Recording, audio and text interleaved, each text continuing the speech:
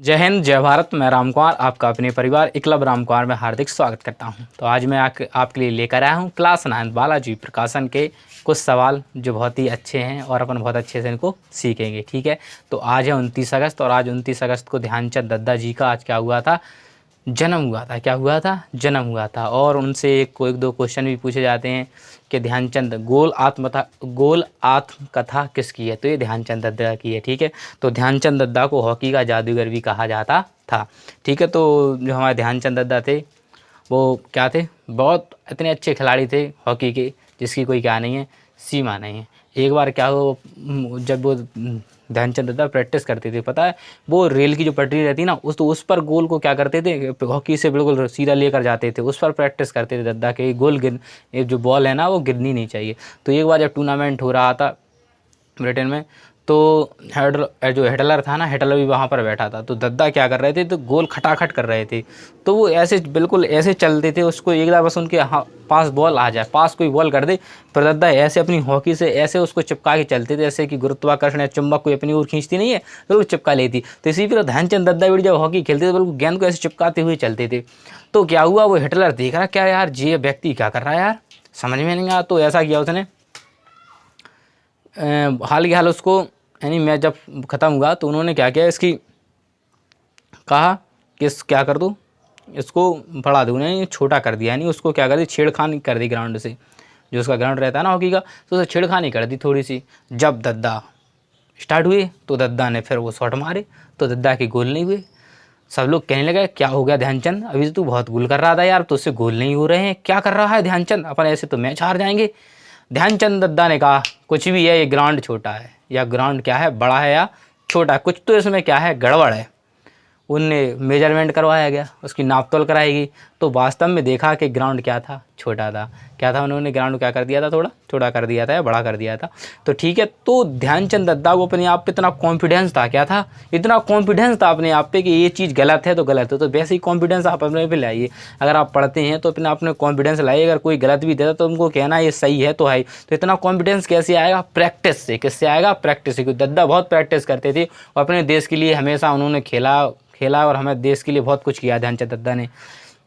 और हिटलर ने भी उनको बुलाया था कि मैं तो, तुम क्या हो, तो उन्होंने कहा मैं सूबेदार हूँ। उन्होंने कहा मैं तुम्हें सेनापतियों का सेनापति बना दूंगा, इतने सारे बहुत सारे पैसे दूंगा, तुम मेरी टीम से खेलो। क्या दिया तुम्हें इंडिया वालों ने, क्यों खेल रहे हो, क्या देते उनके पास, क्या देने के लिए। उन्होंने कहा नहीं, मैं जिस माटी का हूँ मैं उसी माटी के लिए खेलूँगा। उसने मुझे किया दिया या कुछ ना दे वो माने नहीं रखता है, लेकिन ये माने रखता है कि मैं जिस देश में पैदा हुआ उस देश के लिए मैं क्या कर सकता हूँ, मैं क्या दे सकता हूँ। हमें देश से लेने की भावना नहीं रखनी चाहिए। अगर हम इस देश में पैदा हुए हैं तो हमेशा हमें देने की भावना रखनी चाहिए कि हम क्या दे सकते हैं, हम क्या दे सकते हैं अपने देश के लिए मेरे भाइयों। तो हमेशा आपको बस यही भावना अपने अंदर रखनी है कि आप अपने देश के लिए क्या दे सकते हो। ठीक है, और एक बार ध्यानचंद दद्दा जब वो हॉकी थी तो उनकी हॉकी तोड़ के फेंक दी थी, एक गेम हुआ था, तो उन्होंने कहा था, तो ध्यानचंद दद्दा ने एक डंडे से भी क्या कर दिया था, गोल कर दिया था। क्या कर दिया था, गोल। तो मेरे भाई यही है कि अगर टैलेंट उस छड़ी में नहीं था, टैलेंट दद्दा में होता है। कहने का मतलब टैलेंट कलम में नहीं होता, टैलेंट अपन में होता है। क्या होता, अपने आप में होता, तभी तो चलती यार। अपन में टैलेंट नहीं हो तो कलम क्या करेगी कुछ कर सकती नहीं। तो टैलेंट अपना था, तो वही ध्यानचंद दद्दा ने कहा है कि टैलेंट मुझ में है, इस हॉकी में नहीं है। टैलेंट किस में, मुझ में। मुझे पता है कैसे इसको गोल करना है, कैसे चलना है, ये मेरे अंदर टैलेंट है। तो ऐसे अपने अंदर भी टैलेंट ले आओ। और आज सभी भाई ध्यानचंद दद्दा जी का जन्मदिन हुआ था, उनके बारे में क्या करें, थोड़ा रिसर्च करें, पढ़ें और व्यक्तियों को भी क्या करें, जागरूक करें और बताएं कि कैसे हमारे ध्यानचंद दद्दा थे। उन्होंने 3-4 गोल्ड मेडल भी जीते हैं देश के लिए अपने। ठीक है, देश अपना आज़ाद नहीं हुआ था। ठीक है, शायद 28, 32, 36 ऐसे सन में क्या जीते उन्होंने, गोल्ड मेडल जीते हैं जो ओलंपिक में होते हैं। ठीक है, तो उन्होंने, तो बस मैं यही बात कहना चाहता हूँ कि आप भी क्या करें, अपने भाइयों को ध्यानचंद दद्दा के बाद गूगल पे सर्च करें, कोई बुक्स में पढ़ें और उनके विचारों को क्या करें, आगे बढ़ाएं और उनके लिए एक क्या करें, मोमबत्ती जलाएं बस। तो लगेगा कि हाँ, और हमेशा देश के लिए हमारे अंदर देने की भावना होनी चाहिए, लेने की नहीं। इसीलिए हम भी अपने देश के लिए कुछ दे रहे हैं, तो आप भी, आपके पास जो भी अपने देश के लिए दो। लेने की भावना मत करो कि देश हमें कुछ देगा, नहीं यार, हमें इतना कुछ तो दे दिया, हमें धरती पर पैदा हो गया यार, हमें रहने की जगह मिल रही, आज़ादी मिल रही, हर चीज़ की आज़ादी मिल रही है, तो क्या करना चाहिए, हमें इस देश को देने की क्या रखनी, भावना रखनी चाहिए। तो आ जाते हैं, अब चलते हैं अपन सवाल की ओर। क्या चलते हैं, सवाल की ओर। ठीक है, तो आपके पास सवाल है पहला, ये कह रहा बहुपद x की घात 6 प्लस 5x² प्लस 7 की घात ज्ञात कीजिए। तो मैं आप सबको बता देता हूँ मेरे भाइयों कि घात अपन कैसे ज्ञात करते हैं। देखो सबसे पहले एक दो कंडीशनें होती हैं घात की, वो समझ लो। देखो अगर किसी x प्लस के 5 लिखा, तो मैं अगर आपसे पूछूं मेरे भाई कि x पे घात कुछ दिख रही है, तो आप कहोगे भैया x पे तो कोई घात नहीं दिख रही है। तो मैंने कहा जब भी कोई घात नहीं दिखे तो उसकी घात होती है 1। उसकी घात क्या होती है? 1। तो जिसकी घात 1 होती है उसे अपन कहते हैं रेखिक बहुपद। क्या कहते हैं? रेखिक बहुपद। क्या कहते हैं उसको? रेखिक बहुपद कहते हैं। जिस बहुपद की घात 1 हो, कहने का मतलब 1 से ज्यादा ना हो, सिर्फ 1 हो, तो उसे अपन कहते हैं रेखिक बहुपद। क्या कहते हैं मेरे भैया? रेखिक बहुपद। अगर ऐसे ही लिखा x² प्लस के 3x प्लस के 5, अब मैं कहूँगा कि इस बहुपद में देखो 2 घात दिख रही है, 1 इसकी घात है, तो मैं आपसे कहूँगा कि 2 बड़ा होता है कि 1? तो आप कहोगे भैया बड़ा तो 2 होता है। तो 2 जब बड़ा होता है तो वही तो सबसे बड़ी घात होगी। तो आपसे अगर पूछता है कि इसमें बहुपद की घात बताओ, तो आप कहोगे इसमें बहुपद की घात होगी भैया 2। कितनी होगी? 2। तो इसे कहेंगे द्वि घात बहुपद।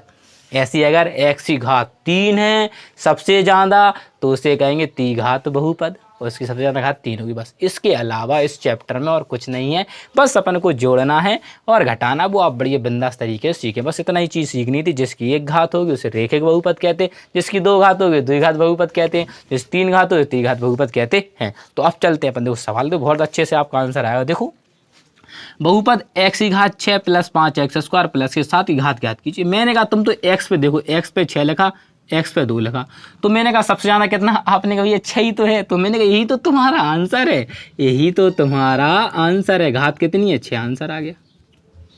अब बहुपद 3x प्लस 7 की घात बताओ। अभी मैंने तुमको बताया अभी कि जब भी x की घात कुछ नहीं दी है तो तुमने कितनी माननी है? 1।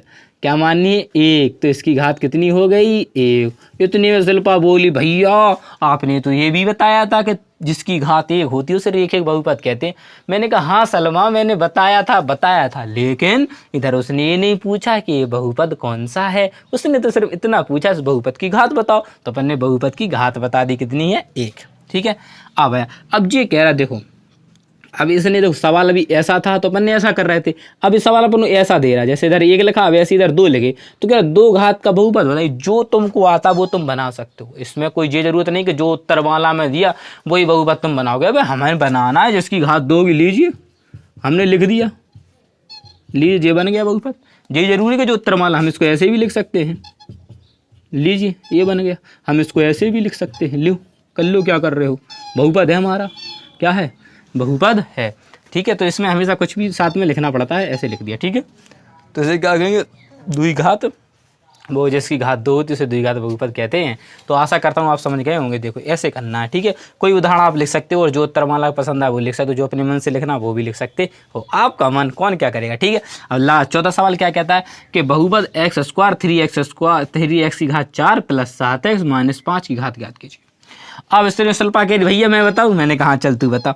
कह रही भैया इसकी घात 4 होगी। मैंने कहा गधी तुझे x² नहीं दिख रहा? सो कह रही भैया इसमें भी तो था 5x², इसका तो आपने कुछ नहीं किया। मैंने कहा धैर्य रख, ये काय का चिन्ह था? कह रही प्लस का। मैंने कहा धर काय का चिन्ह है? कह रही गुणा का। तो मैंने कहा पगली इसमें गुणा नहीं होगा इसका? कह रही हाँ होगा। तो गुणा कर, पहले क्या करेंगे? पहले गुणा। देखो 3 से बोलेंगे नहीं, x की घात 2 है, x की घात 4, तो x की घात कितनी हो जाएगी? आप कहोगे 6। मैं सब बता, गुणा में घातें क्या होती है? जुड़ती हैं। 7 लिखेंगे, इधर x की घात 1 है, इधर 2 है, तो x की घात कितनी हो जाएंगी? 3। अब माइनस के 5 लिखेंगे और इधर 2 घात है, तो क्या हो जाए? x²। अब मैंने कहूँ सब में जाना, घात कितनी दिख रही? आप कह रही शिल्पा 6। मैंने अब आई लाइन पे, तो इसकी घात कितनी होगी? 6। अब चलते हैं अपन नेक्स्ट सवाल की ओर। अब आपके सामने बढ़िया शानदार क्वेश्चन, इनसे डरना नहीं है, इनको समझना। देखो कैसे, मेरे साथ चलो। क्या कह रहा सवाल? यदि f(x), मैंने कहा ठीक है, f(x) की घात 36, हमने का कोई दिक्कत नहीं, 36 है। और क्या g(x) की घात 20, हमने का कोई दिक्कत नहीं है।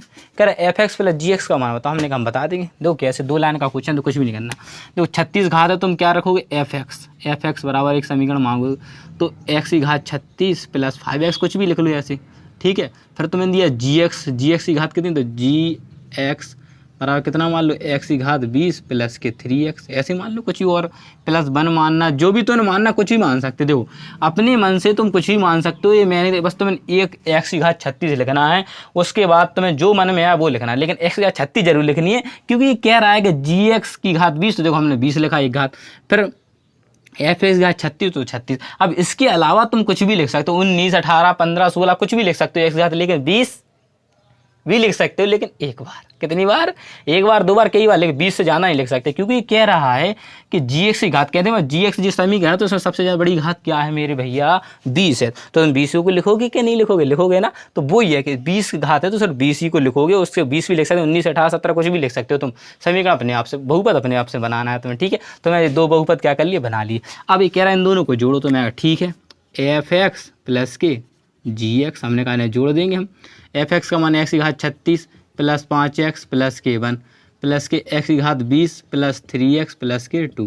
कहने का मतलब हम देखो एफ एक्स का मान इधर तक रख दिया और देखो जी एक्स का मान हमने जी रख दिया। अब इन दोनों को जोड़ोगे तो देखो एक्स की घात तो 36 रहेगा, जुड़ेगा नहीं, एक्स की घात 20 है तो जे भी जाएगा, देखो जे 5x है, जे 3x है, जुड़ जाएगा, कितना हो जाएगा मेरे भाई? 8x प्लस के 2 और 1 जुड़ जाएगा, कितने होंगे? 3। अब तुम बताओ इसमें सबसे ज़्यादा घात कितनी है? तुमने कहा ये 36 आ रही, तो तुम्हारा यही आंसर हो गया, घात कितनी आ गई? 36। यही तुम्हारा आंसर हो गया, वेरी सिंपल, और कोई दिक्कत नहीं। ऐसे करना है इस सवाल को, ठीक है। अब रहा तुम्हारे पास छठवां सवाल, ये कह रहा है यदि एफ एक्स की घात एम, अब ये क्या कह रहा है कि एफ एक्स, क्या एफ एक्स मतलब एक्स की घात क्या है? एम है, प्लस 2 लिख लो, ठीक है। फिर कह रहा है तथा जी एक्स की घात क्या है? एन है, तो तुम्हें जी एक्स की घात इधर क्या है? एन, ऐसे कुछ भी मान लो तुम। कहने का मतलब एफ एक्स जी एक्स एम की घात दे रहे हो, तो इसका मतलब है एक्स की घात तुम्हें एम मानना ही मानना है, उसके बाद तुम कुछ भी मान सकते हो, लेकिन एम से छोटा, ठीक है। इधर जी एक्स की घात एक्स की घात एन है, फिर तुम एफ कुछ भी मान सकते हो, ठीक है। तो डरना नहीं है, समझना है। कुछ भी समझ में आया तो मुझे कमेंट के माध्यम से जरूर बताएं मेरे भाई, ठीक है। अब देखो जोड़ का चिन्ह है, तो मैंने क्या करेंगे, जोड़ेंगे, लिखेंगे एफ एक्स प्लस के जी एक्स, एफ एक्स प्लस के जी एक्स, ठीक है। तो इसे ऐसे करने की भी ज़रूरत नहीं थी, एफ एक्स प्लस के जी एक्स। मैं बताता हूँ क्यों, क्योंकि देखो इधर तो पढ़ो जी एक्स घात एन होगी, लेकिन जिसको देखो इसको देखना बहुत जरूरी, इसकी ज़रूरत ही नहीं थी, पर इनको लिखने की ज़रूरत भी नहीं थी यार।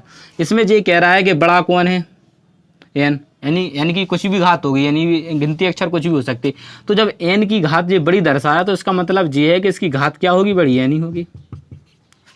नहीं समझे? देखो समझने का प्रयास करो।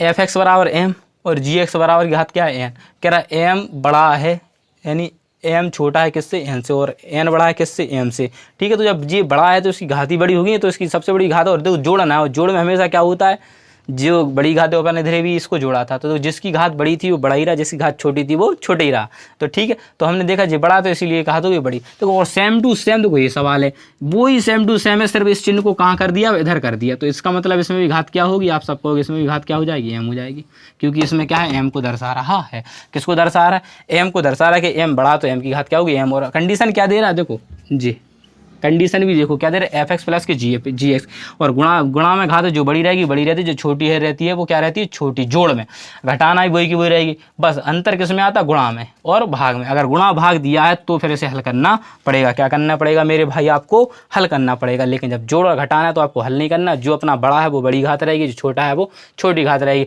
अगर लेकिन भाग और गुणा की बात है तो घातें चेंज हो जाएंगी, गुणा में जुड़ जाएंगी, भाग में घट जाएंगी, गुणा में जुड़ जाएंगी, भाग में कम हो जाएंगी, ठीक है। तो चलते हैं नेक्स्ट सवालों की को। अब आपके सामने रहा 8वां और 9वां प्रश्न। कौन सा? 8वां और 9वां। इसी का मैं वीडियो को यहीं पर समाप्त करता हूँ, और नेक्स्ट क्वेश्चन होगा नेक्स्ट वीडियो में क्या करेंगे, कंप्लीट करेंगे। तो अच्छे से इन वीडियो को देख लें। देखो कुछ नहीं कह रहा, यदि एफ एक्स का मान इतना है और जी एक्स का मान इतना है, तब क्या है, इन दोनों को जोड़ो फिर घात ज्ञात करो। मैंने कोई दिक्कत नहीं, हम लिखेंगे एफ एक्स प्लस के जी एक्स। तो एफ एक्स का मान तो मैंने क्या दिया? उतार दो, जो एफ एक्स का मान दिया उसे एफ एक्स का मान जाओ कहते हैं लिख दो, लिख दिया। अब प्लस का चिन्ह है तो इधर ही प्लस का चिन्ह लगा दो, और जी एक्स का मान देखो जी है माइनस का, तो कोष्टक में लिख दो माइनस के एक्स की घात 7 प्लस के एक्स माइनस के 2। देखो इधर लगना है प्लस का चिन्ह, और जी है माइनस का, तो डाल लिखेंगे माइनस के एक्स की घात 7 प्लस के एक्स माइनस के 2। अब आप ये बताओ, देखो अब देखो जे माइनस का और जे प्लस का कट गया, क्या कर गया? कट गया।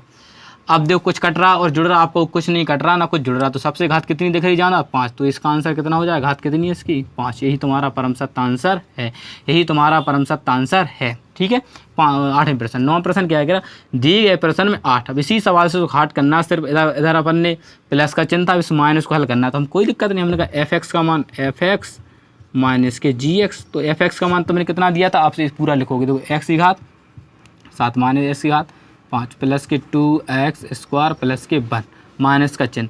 अब इसका मान लिखना, gx का मान कितना, माइनस के x की घात 7 माइनस के x प्लस के x माइनस के 2, ये अपन ने लिख लिया।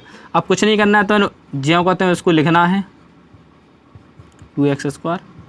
अब देखो जी प्लस का 1 लिखो, देखो माइनस का गुणा हो तो माइनस माइनस क्या हो जाएंगे, प्लस के x की घात 7 माइनस प्लस क्या हो जाएंगे मेरे भैया, माइनस। देखो माइनस और माइनस क्या हो जाएंगे, प्लस के 2। तो अब तुम्हें क्या दिख रहा है, देखो 7 घात जी सबसे ज़्यादा और सबसे ज़्यादा 7 ही दिख रही है, तो इसका आंसर कितना हो जाएगा, घात कितनी है सबसे ज़्यादा 7। तो यही आपका क्या है मेरे भाई परम सत्य आंसर है। ऐसे आपको सवाल क्या करने हैं, हल करने हैं। अब जो भी क्वेश्चन अपने रह गए हैं वो अपन क्या करेंगे, अपन अच्छे से क्या कर लो मेरे भाई, पहले नोट डाउन कर लो, इसको अच्छे से नोट डाउन कर लेना। ठीक है, तो जो भी अपने क्वेश्चन रह गए हैं वो अपन नेक्स्ट वीडियो में क्या करेंगे, उनको कंप्लीट करेंगे। अगर आपको वीडियो अच्छी लगती है तो वीडियो को लाइक करें, शेयर करें और चैनल को क्या करें, सब्सक्राइब करें, और ज़्यादा से ज़्यादा क्या करें, वीडियो को क्या करें, शेयर करें। कि जंजीर नहीं कटती तो पैर काट लो, कि जंजीर नहीं कटती पैर काट लो, लंगड़ा कर चलो मगर आज़ादी से चलो। हमेशा कहने का मेरा यही तात्पर्य है कि जीवन में कुछ भी करना अपने उस पर करना, तुम्हें उस पर गर्व होना चाहिए कि मैंने किया है। क्या किया मेरे भाई, मैंने किया है। क्या कि आज़ादी से जीना, बिल्कुल आज़ाद की तरह। तो वही मैं आपसे चाहता हूँ। चंद्रशेखर आज़ाद नहीं कहते हम आज़ादी थे, आज़ादी हैं और आज़ादी रहेंगे। तो वही अपने अंदर एक वो लाओ कि हम आज़ाद थे, आज़ाद हैं और आज़ादी जिएंगे। क्या जिएंगे, आज़ादी क्या करेंगे, जिएंगे। तो आप सबसे मेरा विनम्र निवेदन है, क्या ध्यानचंद दत्ता जी का जन्मदिन हुआ था, मैंने आप सबको बताया, तो आप शाम के दिन क्या करें, एक एक मोमबत्ती जलाएं और अपने भाइयों और दोस्तों को क्या करें, ज़्यादा से ज़्यादा इसके बारे में सबको बताएं, जागृति करें। क्योंकि एक ही दिन है, अगर तुम उसी दिन यार बताओगे तो कुछ तो सीखेंगे, ना सीखने से अच्छा है कुछ उन्हें सीखने को तो क्या करेगा, मिलेगा। तो आप सबसे बता लेता हूँ, मिलता हूँ नेक्स्ट वीडियो में। जय हिंद, जय भारत।